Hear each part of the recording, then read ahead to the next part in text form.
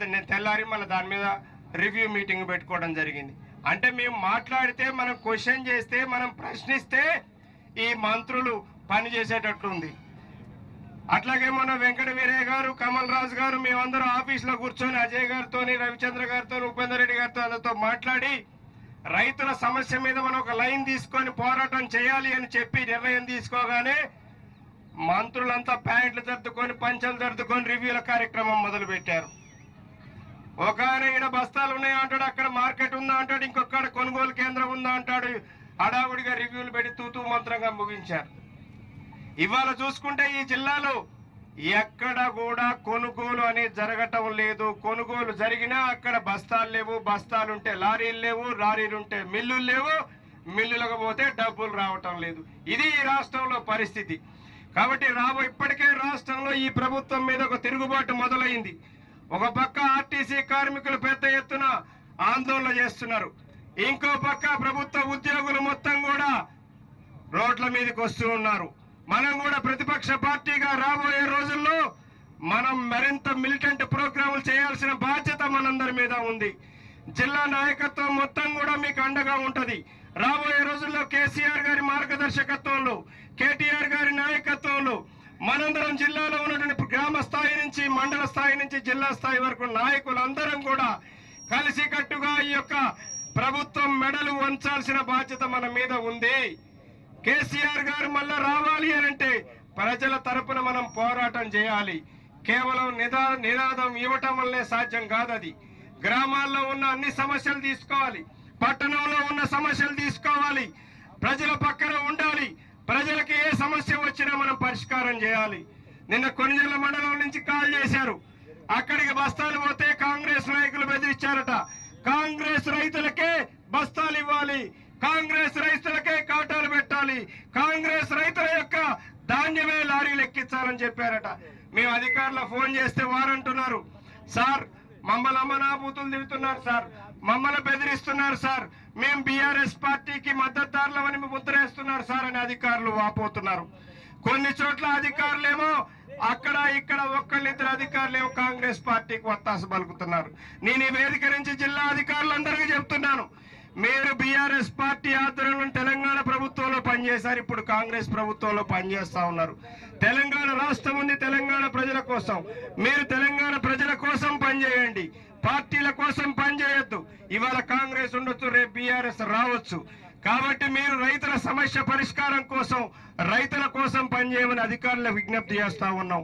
అట్లాగే ఎవరైనా ఎక్కడన్నా కాంగ్రెస్ నాయకులు అక్కడ ఇక్కడ అక్కడ మోపయ్యారు, ఆ మోపయ్యి మనకి తోక చాడిస్తున్నారు. రేపు అధికారానికి వచ్చాక ఎవరైతే తోక చాడిచ్చే కాంగ్రెస్ నాయకులు అక్కడిక్కడ ఉన్నారో వాళ్ళ తోక కట్ చేయటం గ్యారంటీ అని చెప్తా ఉన్నాను. అందుకోసం మనందరం ఇంత పెద్దటి ఎర్రటి ఎండలో 45 డిగ్రీలు ఉన్నా కానీ మీరు బీఆర్ఎస్ పార్టీ మీద గౌరవంతో, గులాబీ జెండా మీద ఉన్న నమ్మకంతో, కేసీఆర్ గారి నాయకత్వం పట్ల, కేటీఆర్ గారి నాయకత్వం పట్ల ఉన్న ప్రేమతోని ఇక్కడికి వచ్చినటువంటి జిల్లా నలుమూల నుంచి వచ్చినటువంటి కార్యకర్తలకు, నాయకులకు అందరికీ మరొక్కసారి పేరు పేరున ధన్యవాదాలు, కృతజ్ఞత తెలియజేస్తూ ముగిస్తూ, మన రాజ్యసభ సభ్యులు వద్దిరాజు రవిచంద్ర గారు, అలాగే మిత్రులు మాజీ శాసనసభ్యులు సత్తుపల్లి సండ్ర వెంకటవరయ్య గారు, మిత్రులు మాజీ శాసనసభ్యులు పాలేరు కందాలు ఉపేందర్ రెడ్డి గారు, మాజీ జడ్పీ చైర్మన్ గారు లింగాల కమల్ రాజు గారు, డీసీబీ చైర్మన్ కూరాకుల నాగభూషయ్య గారు, టౌన్ ప్రెసిడెంట్ గారు నాగరాజు గారు, అలాగే వివిధ మండలాల యొక్క అధ్యక్షులు, మండల స్థాయి నాయకులు, ఉద్యమకారులు, రైతులు అందరికీ ముందుగా పేరు పేరున నా నమస్సుమాంజలు తెలియజేసుకుంటా ఉన్నాం. ఇవాళ జిల్లా పార్టీ ఆధ్వర్యంలో ఇక్కడ జరుగుతున్న మహాధరణ కార్యక్రమం ప్రధాన ఉద్దేశం మనందరికీ తెలుసు. అది రైతులు ఆరుగాలం పండించిన పంటల్ని ప్రభుత్వం కొనుగోలు చేయాల్సిన బాధ్యత ఉంది. అందున ప్రత్యేకించి మొక్కజొన్నలకు సంబంధించి మన దగ్గర విడివడిన ఖమ్మం జిల్లాలోని 7 మండలాల్లో వరికి ప్రత్యామ్నాయంగా పెద్ద ఎత్తున సాగు చేయటం తెలుసు మనందరికి కూడా. సో మొక్కజొన్న అనేది కూడా ఇప్పుడు ఒక ప్రధానమైన పంటనే మన జిల్లాలో. పత్తి, వరి లాగానే మరి మిర్చి లాగానే మొక్కజొన్న కూడా ప్రధానమైన పంట.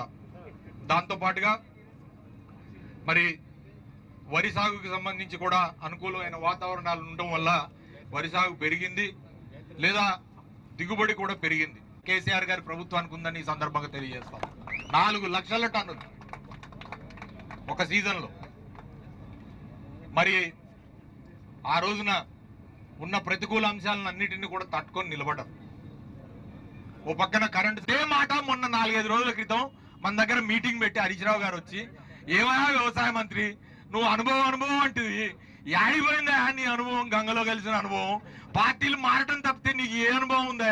నువ్వు చూడు నీ పార్టీ నిజంగానే కదా, నువ్వు పదవుల కోసం పార్టీలు మారటంలో 40 ఏళ్ళ అనుభవం ఉంది.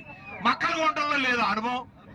మక్కలు కొనవా వరి కొనవా అంటే, మక్కలు కొనవంటే మమ్మల్ని ఆ కుక్కలతో తిట్టిపిస్తాడు కాంగ్రెస్ వాడు కుక్కలతో. అరే నువ్వు మక్కలు కొనవా అంటే ఏదో తుమ్మల నాయసరం వేసే బొక్కల కోసం అని చెప్పి కాంగ్రెస్ కుక్కలతో మమ్మల్ని తిట్టిపిస్తాడు. అంటే నేను అర్థం చేసుకోవాల్సిన అవసరం ఉంది. ఇవాళ మీరు రైతుల కోసం, రైతుల యొక్క మరి ఇష్యూస్ మీద, వాటి యొక్క మరి గ్రావిటీ మీద ఇవాళ ఇక్కడ ధర్నా చేస్తున్నాం. ఈ ధర్నా చేస్తున్న కారణం కూడా ఇవాళ ఖమ్మం జిల్లాలో అత్యధికంగా పండే పంటలకి సంబంధించిన సమస్య ఇది. కాబట్టి కొనాలి, దిగి రావాలి, ప్రభుత్వం దిగి రావాలా. లేకపోతే రాబోయే రోజుల్లో ప్రతి కొనుగోలు కేంద్రం కూడా మంటలు మండిస్తారు. రైతులు ఎదురు తిరిగితే ఎట్లుంటది అనేది మనందరికీ తెలుసు. ఆ పరిస్థితి తీసుకురాకుండా ఉండాలంటే అర్జెంటుగా ఈ జిల్లాలో ఉన్న ఆ ప్రధానమైన బాధ్యత ఎవరిది అంటే 3 మంత్రులు ఉన్నారు. ఉప ముఖ్యమంత్రి బట్టి విక్రమార్క, వ్యవసాయ శాఖ మంత్రి తుమ్మల నాగేశ్వరరావు, అట్లనే మరి రెవెన్యూ శాఖ మంత్రి పొంగులేటి శ్రీనివాసరెడ్డి. మీరు హైదరాబాద్ లో ఉండకుండా ఖమ్మంలో ఉండి మీరు రివ్యూలు పెట్టాల్సిన అవసరం ఉంది.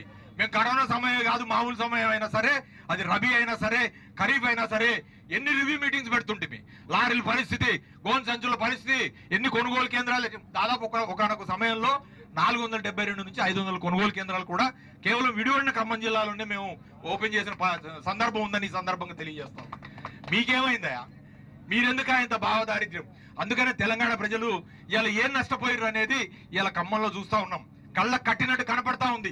రాబోయే రోజుల్లో మళ్ళా మరి స్వర్ణయుగం రావాలన్నా కేసీఆర్ గారు మళ్ళీ ముఖ్యమంత్రి అయితే తప్పితే ఈ రైతాంగానికి బాధలు పోవు సుమా నేను ఈ సందర్భంగా తెలియజేస్తా ఉన్నా.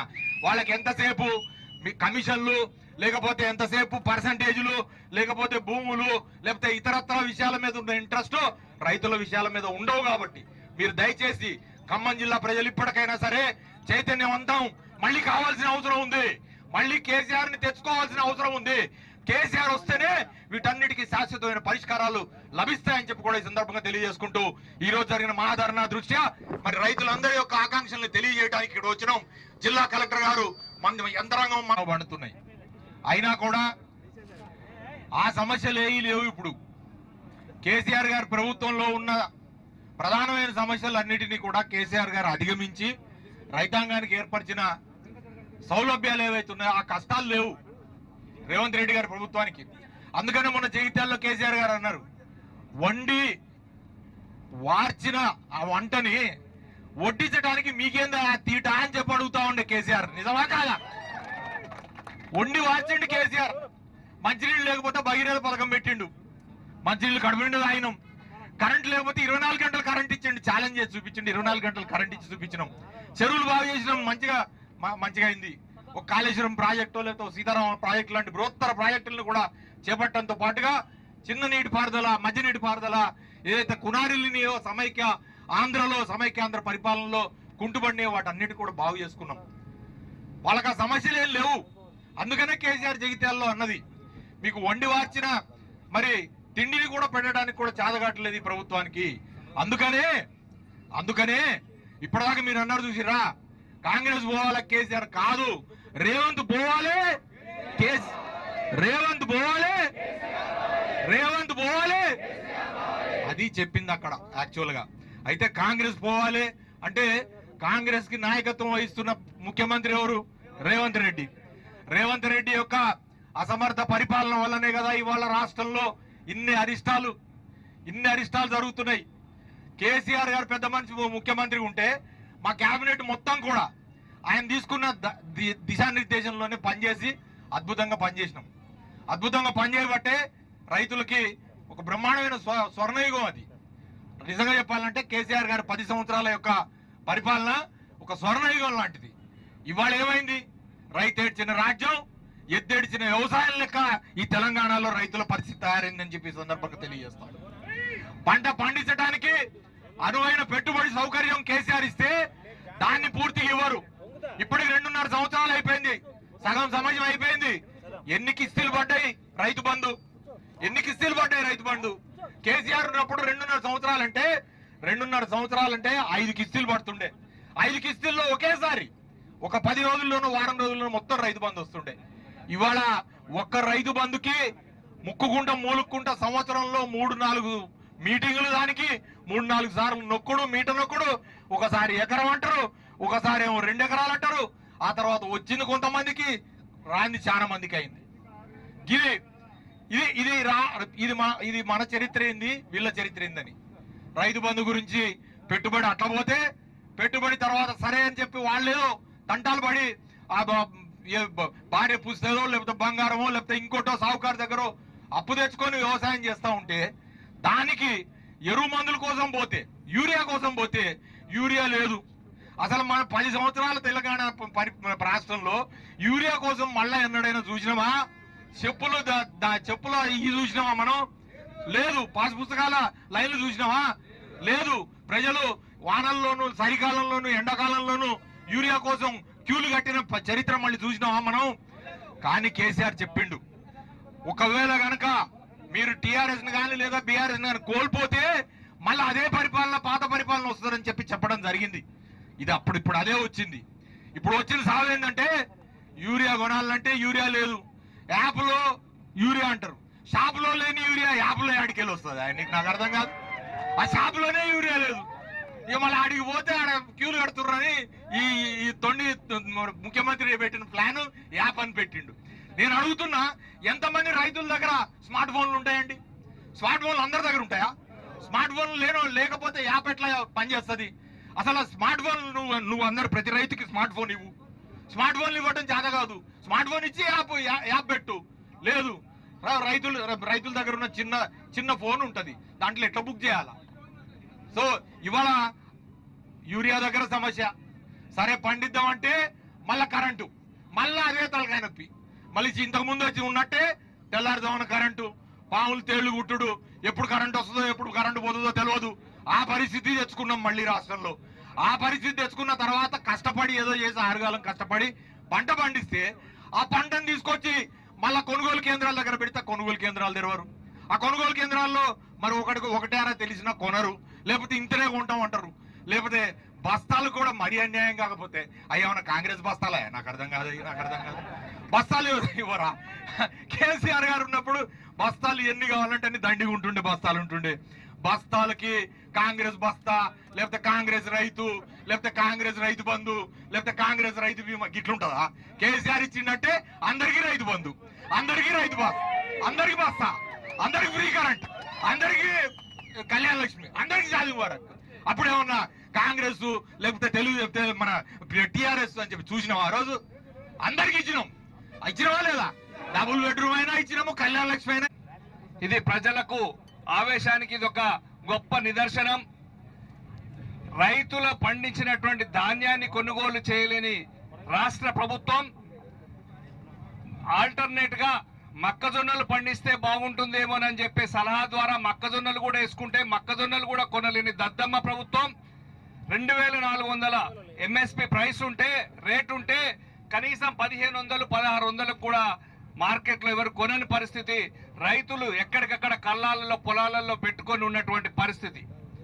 దానికి ముఖ్యంగా తేమ శాతం అంటారు. ఇంతటి ఎండల్లో తేమ ఎక్కడుంది? మనుషులు నిలబడడానికే ఇబ్బందిగా ఉంది. రోడ్ల మీద ఎక్కడ చూసినా కళ్ళాలు అన్ని రోడ్ల మీద పోస్తే ఆ డాంబర్ వేడికి మాడి మసైపోతున్నాయి. తేమ శాతం ఎక్కడుందా? తేమ చూపెట్టడం తప్పు. దాంట్లో ధాన్యం కొనుగోళ్లు కూడా తేమ ఉందని చెప్పేసి చాలా తరుగు కింద 2-3 కేజీలు ఉల్టా 5 కేజీల ఉల్టా కింటానికి ధాన్యం తీసుకుంటున్నారు. 5 కేజీలు. ఇది కూడా చాలా అన్యాయంగా భావిస్తూ, ఇంకా ముఖ్యమైన విషయం ఏంటంటే, కౌలు రైతులకు మీరు రైతు బంధిస్తా అని చెప్పినటువంటి మహా గొప్ప పచ్చి అబద్ధాల ప్రభుత్వం రైతు బంద్ ఇవ్వడం సరిపోగా కనీసం పండినటువంటి పంటను కొనమంటే కౌలు రైతులు ఇచ్చినటువంటి సర్టిఫికేషన్ ద్వారానే కొంటామని చెప్పడం ఇది చాలా అన్యాయంగా భావిస్తున్నటువంటి రైతుల బాధ ఇది. వాళ్ళు పండిస్తే పంటను అమ్ముతే కొనడానికి చేత కాదు. 26 క్వింటాల మొక్కజొన్నలు కొనడం ఏంటి? 40 క్వింటాలు పంట కొనరా? ఏమైనా పక్క రాష్ట్రాల నుంచి తీసుకొచ్చి రైతులు మారు వ్యాపారం చేస్తున్నారా? ఇది గతంలో ఎప్పుడన్నా కేసీఆర్ గారి ప్రభుత్వంలో, బీఆర్ఎస్ ప్రభుత్వంలో ఇట్లా జరిగిందా? ఇది చాతగాని దద్దమ్మ ప్రభుత్వం. ఇక్కడ ఉన్నటువంటి ముఖ్యమైన 3 మంత్రులు కేబినెట్ లో ఇదే సంబంధించినటువంటి వ్యవసాయ శాఖ మంత్రి గారు ఏం చేస్తున్నారు? ఈ ఖమ్మంలో ఇంతమంది బాధపడుతుంటే ఎప్పుడైనా జరిగిందా ఇది? వెంకటవీరయ్య గారు గతంలో ఇప్పటిదాకా చెప్పారు. కోవిడ్ సిచ్యువేషన్ లో కూడా కేసీఆర్ గారు అద్భుతంగా హ్యాండిల్ చేశారు. ఎక్కడైనా లారీలకు ఇబ్బంది వచ్చినా, రైస్ మిల్లర్లు ఇబ్బంది పెట్టినా సివిల్ సప్లై శాఖ మంత్రి గారు గంగుల కమలాకర్ గారు ఉండే, వారికి చెప్పి ఎవ్వరు కూడా, ఒక్క ఉదాహరణ చెప్తా, రాయల శేషగిరిరావు గారు చనిపోయారు, కానీ వారు కూడా సివిల్ సప్లై శాఖ మంత్రితో మాట్లాడి ఎక్కడికక్కడ పరిష్కరించారు రైతుల సమస్యల్ని. అట్లాంటి అనుకోగా ఈజీగా ఉన్నటువంటి ఇబ్బందుల్ని, ఇప్పుడు ఉన్నటువంటి ఇబ్బందులు కొని తెచ్చిపెట్టినటువంటి ప్రభుత్వాన్ని వెంటనే గద్దెదించాలని చెప్పి కోరుతూ, బస్తాలు లేవు కొనడానికి, ధాన్యం ఉన్న బస్తాలు లేవు, రైస్ మిల్లర్లు ముందుకు వస్తలేరు, మీకు ఎందుకు ఇవన్నీ ఇబ్బందులు జరుగుతున్నాయో ఒక్కసారి ఆలోచించండి. సివిల్ సప్లై శాఖ మంత్రి ఉత్తమ్ కుమార్ రెడ్డి గారు, వ్యవసాయ శాఖ మంత్రి తుమ్మల నాగేశ్వరరావు గారు, ఇక్కడే ఉన్నటువంటి బట్టి గారు, ఇక్కడే ఉన్నటువంటి పొంగులేటి గారు, అంతా అతిరథ మహారాజులే, అంతా పెద్దోళ్లే.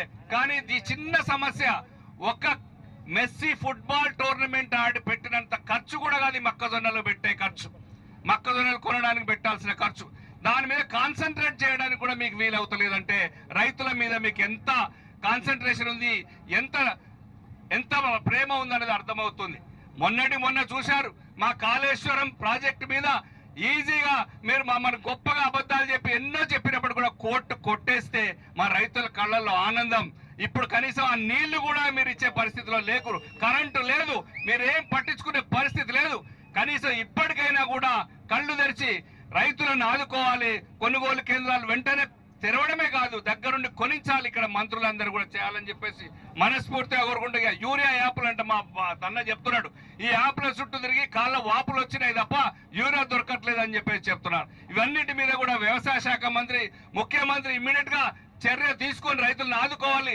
మా మహాధర్ణ, మా ప్రతిపక్ష పాత్ర ఇట్లాగే ఉంటది, ఇంకా కూడా ఉధృతం చేస్తాం మీరు ఇవన్నీ కూడా సాల్వ్ చేయకపోతే అని చెప్పి తెలియజేస్తున్నాం. జై తెలంగాణ. కేసీఆర్ ఎన్ని ప్రారంభించారు, ఒక్కొక్క కేంద్రంలో ఎంత కొనుగోలు చేశారో మీరు బహిరంగ పరచాలా, అప్పుడే మీ యొక్క బండారం బయటపడుతుంది. ఇక మండలానికి ఒకటే కొనుగోలు కేంద్రం ఏర్పాటు చేశారు. ఒక్కొక్క మండలంలో మొక్కజొన్న 4,000 నుంచి 10,000 ఎకరాలు సాగు చేస్తే, గ్రామాలకు వరి ఎంతైతే ధాన్యం సాగైందో మొక్కజొన్న కూడా సాగైతే మార్కెట్ ని రంగంలోకి దించకపోవటం వల్ల ఒక్కొక్క రైతు 800 రూపాయలు కింటాకి నష్టపోవాల్సిన పరిస్థితి వచ్చింది. మొక్కజొన్న 2,400 రూపాయలు మద్దతు ధర ప్రకటిస్తే ఇవాళ 1,600 కూడా కొనే పరిస్థితి లేదు. అంటే ఇవాళ ప్రభుత్వం యొక్క నిర్లక్ష్యం వల్ల, మార్కెట్ ని రంగంలో దించకపోవటం వల్ల, సకాలంలో ప్రభుత్వం స్పందించకపోవటం వల్ల 40 పైన క్వింటాలు 50 వరకు క్వింటాలు పండుతుంటే కేవలం మేము 26 క్వింటాలే మొక్కజొన్న కొంటామని ఒక కొత్త నిబంధన పెట్టారు. మరి మిగతా ఎవరు కొనాలని చెప్పి నేను ఈ ప్రభుత్వాన్ని అడుగుతా ఉన్నా.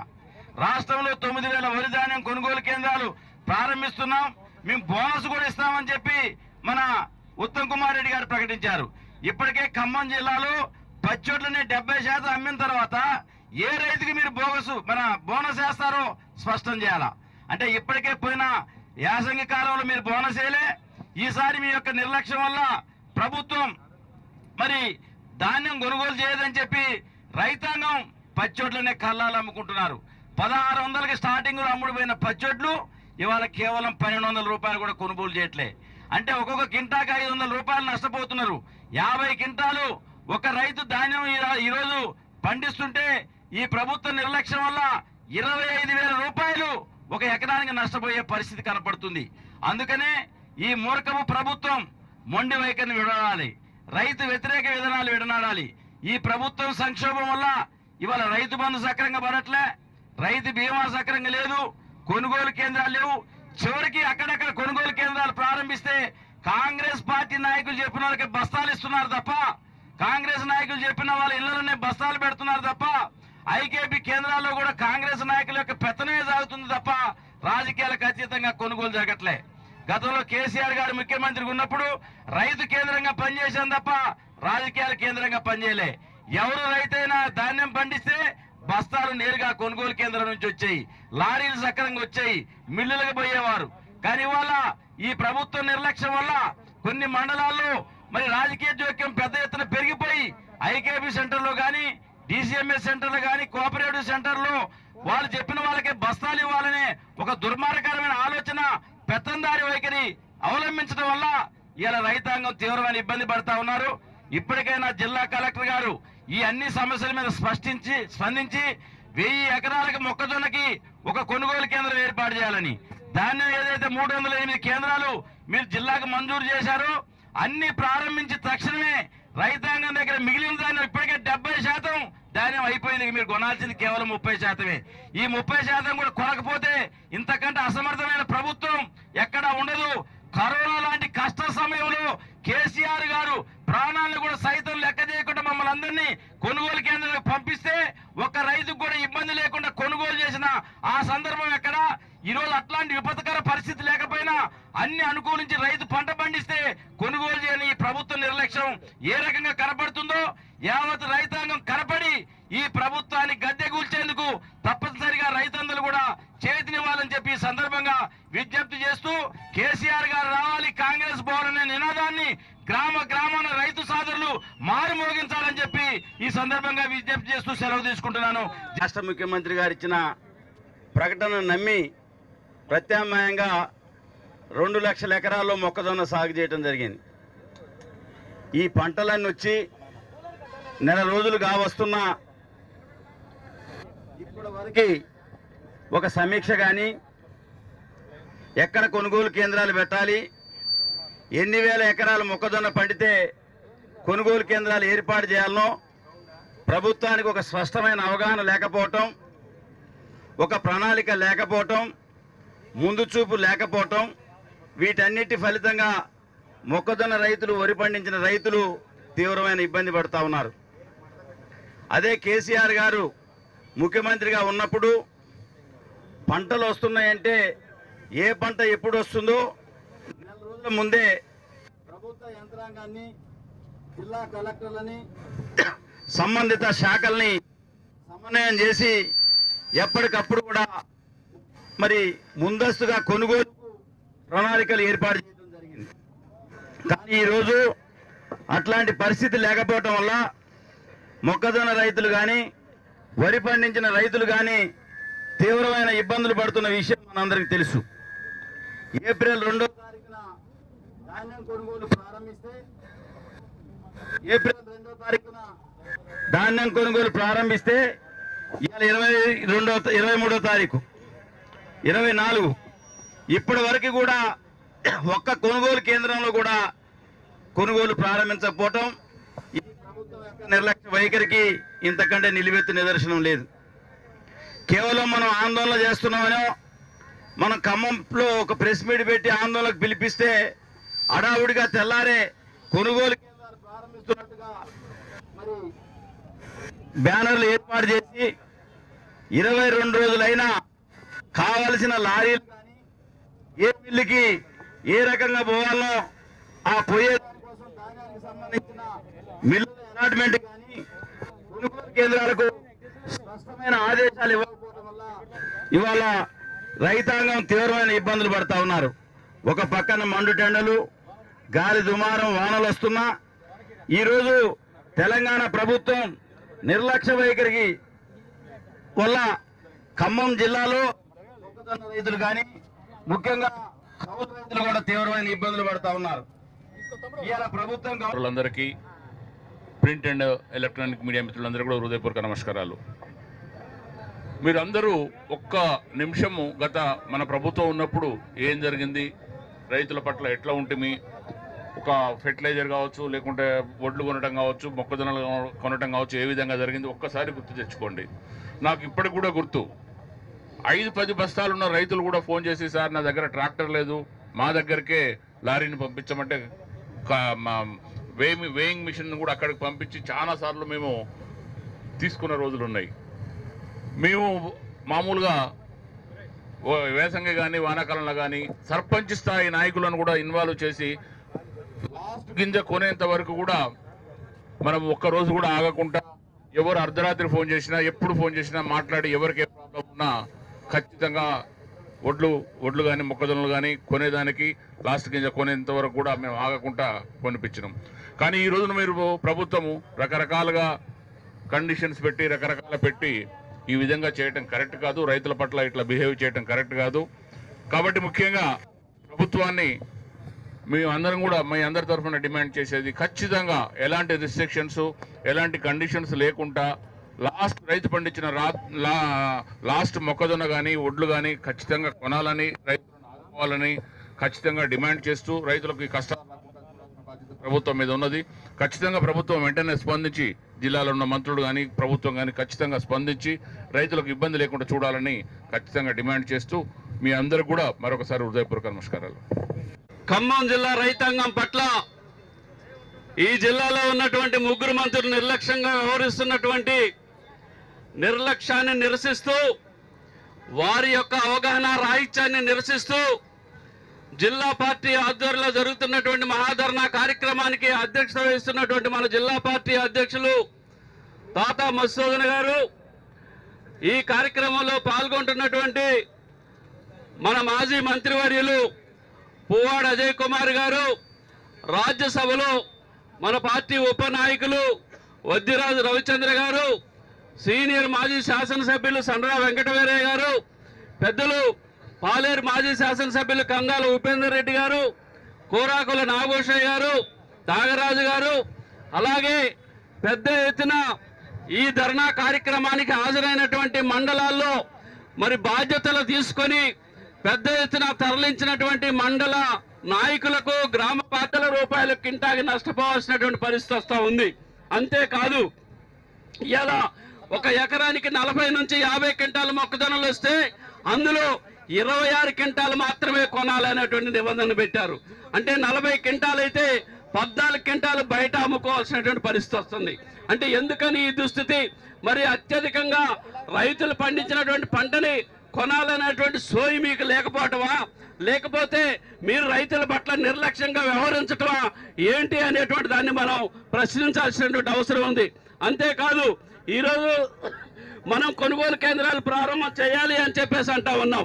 కొనుగోలు కేంద్రాలు ప్రారంభం చేయాలి అని అక్కడక్కడ రైతుల నుంచి ఆందోళనలు వచ్చి రోడ్లెక్కితే కొనుగోలు కేంద్రాలు ఓపెన్ చేస్తున్నారు. కానీ ఆ కొనుగోలు కేంద్రం యొక్క పాలన వాళ్ళు చూసుకోవట్లేదు. అక్కడికి బస్తాలు రావాలంటే రైతు ఒక్కొక్క బస్తా 25 రూపాయలు పెట్టి కొనుగోలు చేసుకొని వాళ్లే వచ్చి మరి మొక్కజొన్నల బస్తాలు ఎత్తుకుంటున్నారు. లారీలు రావాలంటే ఒక్కొక్క లారీ డ్రైవర్కి బస్తాకి 10 రూపాయల చొప్పున ఇస్తే ఆ లారీ వస్తా ఉంది.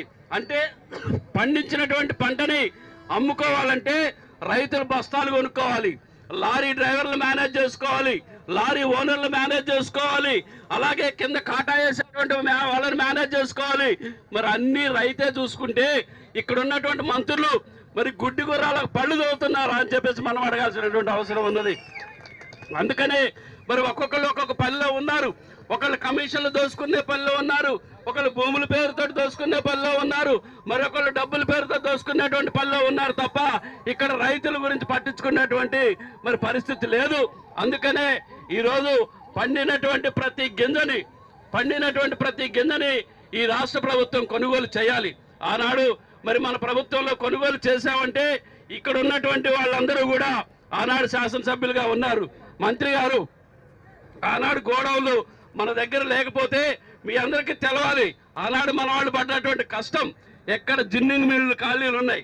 సీజన్ అయిపోయిన తర్వాత జిన్నింగ్ మిల్లులు కిరాయికి తీసుకున్నాం, అలాగే ఫంక్షన్ హాల్లు తీసుకున్నాం. మన జిల్లాలో దొరకకపోతే జగ్గైపేట, నందిగామ కూడా పోయి అక్కడ గోడౌన్లు కిరాయి తీసుకొని కాంగ్రెస్ పోవాలి.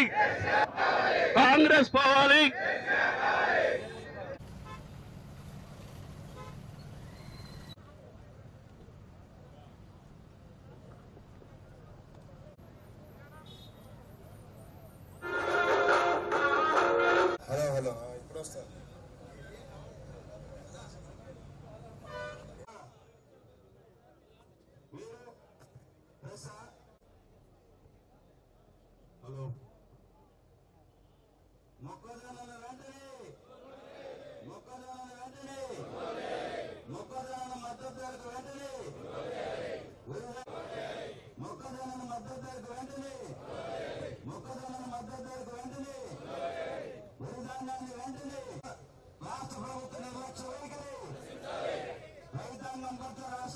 నిర్లక్ష్య వైఖరి, రైతాంగం పట్ల రాష్ట్ర ప్రభుత్వం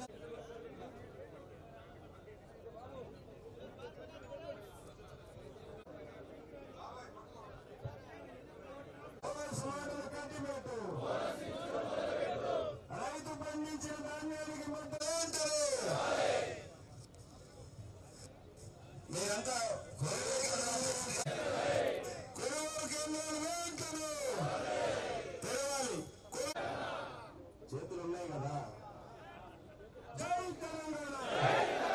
కేసీఆర్ గారి నాయకత్వం, కేసీఆర్ గారి నాయకత్వం, కేటీఆర్ గారి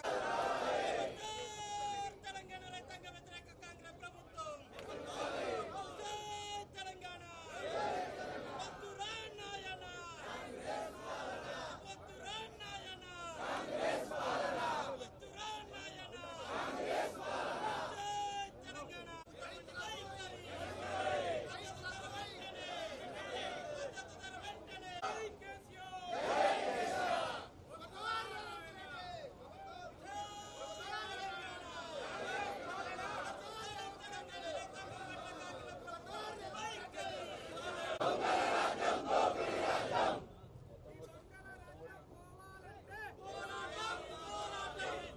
ఇదే మీ రాజ్యం, ఇదే మీ రాజ్యం.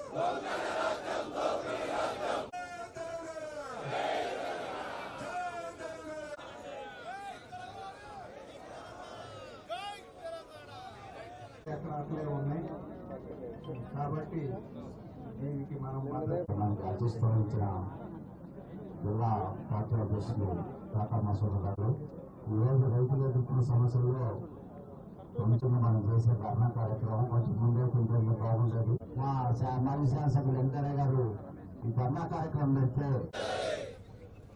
కోట్ల సీన్ గారు కరెక్ట్ గా చెప్పారు. అందరి చేతులు ఎత్తమన్నారు.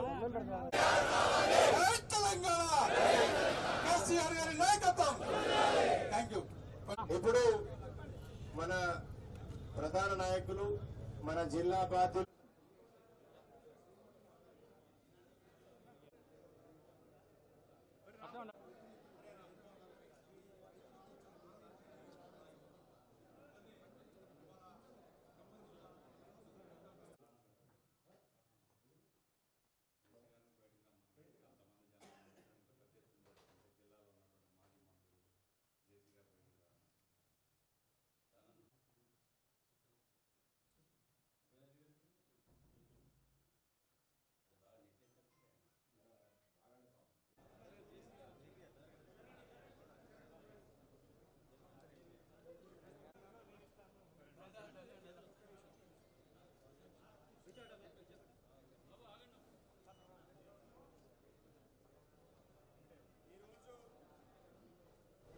టీఆర్ఎస్ పార్టీ జిల్లా నాయకత్వంలో ఈ జిల్లాలో రైతులు ఎదుర్కొంటున్నటువంటి సమస్యల మీద ప్రత్యేకించి ప్రభుత్వము తక్షణమే ధాన్యము మక్కల్ని కొనుగోలు చేయాలని, పండించిన ప్రతి గింజను కొనాలని, అది కూడా కొనుగోలు కేంద్రాల ద్వారా కొనాలని, గిట్టుబాటు ధర కొనాలని, మరిన్ని కల్లాలు ప్రతి ప్రొక్యూర్మెంట్ సెంటర్స్ పెట్టాలని డిమాండ్ చేస్తూ ఈరోజు జిల్లా వ్యాప్తంగా ఉన్న టీఆర్ఎస్ పార్టీ నాయకులు, కార్యకర్తలు, మాజీ మంత్రి పువ్వాడ అజయ్ కుమార్ గారు, అట్లాగే వద్దిరాజు రవిచంద్ర గారు రాజ్యసభ సభ్యులు, మాజీ శాసనసభ్యులు సండ్ర వెంకట వీరయ్య గారు, కందాల ఉపేందర్ రెడ్డి గారు, అట్లాగే మదిర ఇన్ఛార్జి జిల్లా పరిషత్ మాజీ చైర్మన్ కమల్ రాజు గారి నాయకత్వంలో ఈరోజు రైతులకు కూడా కండిషన్ లేకుండా కొనాలని, ఎక్కడైతే థంబ్ ఇంప్రెషన్లు కూడా చాలా ఇబ్బంది అవుతుంది రైతులకి, అది కూడా ఎక్కడ ఇబ్బంది లేకుండా ప్రతి గింజ కొనాలనేటువంటి డిమాండ్ చేస్తూ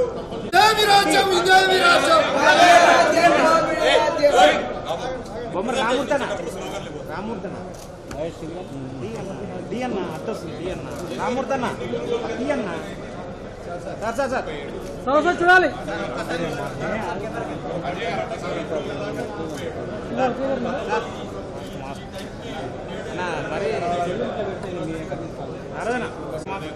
రాజు